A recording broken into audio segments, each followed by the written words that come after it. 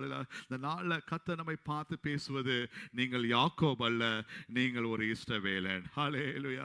இஸ்ரவேலுக்கு நான் பனியை போல இருப்பேன். ஹல்லேலூயா. பனி பெய்யும் போது உன் வாழ்க்கையில் செழிப்பு உண்டாகும். ஹல்லேலூயா. உன் வாழ்க்கையில் பெருக்கம் உண்டாகும். ஹல்லேலூயா. உன் வாழ்க்கையில் புகழ்ச்சி உண்டாகும். ஹல்லேலூயா. நான் இஸ்ரவேலாக மாற்றப்படுவதற்கு நான் என்ன செய்யணும்? ஹல்லேலூயா. யாக்கோபுக்கு இருந்த அந்த குணாதிசயம் என்ன? ஹல்லேலூயா.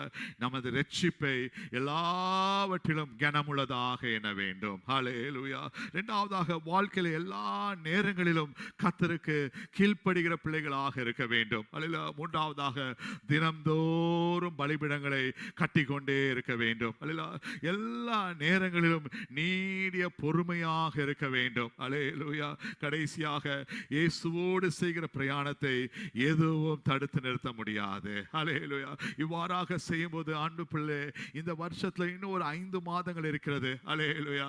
5 மாதங்களும் கர்த்தர் இஸ்ரவேலுக்கு பனியை போல இருப்பார். ஹல்லேலூயா. ஒரு பெரிய பெருக்கத்தை தேவன் தருவார். பெரிய செழிப்பை தேவன் தருவார். உன் பேரை கர்த்தர் புகழ்ச்சியாக மாற்றுவார். ஹல்லேலூயா. ஆண்டவருடைய வார்த்தைக்கு ஒப்பு கொடுப்போமா? ஆண்டவரே, நானும் அந்த யாக்கோபை போல தகப்பனே, ஹல்லேலூயா, அந்த குணாதிசயங்கள் அப்பா எனக்குள்ள காணப்படட்டும். ஹல்லேலூயா. ஹல்லேலூயா. நான் யாக்கோபு அல்லப்பா, இஸ்ரவேலன். ஹல்லேலூயா. உங்கள் வாழ்க்கையில தீர்க்கதரிசனமா ஒப்பு கொடுங்க. அல்ல, தீர்க்கதரிசனமா சொல்லுங்க, நான் யாக்கோபு அல்ல, நான் இஸ்ரவேலன். ஹல்லேலூயா.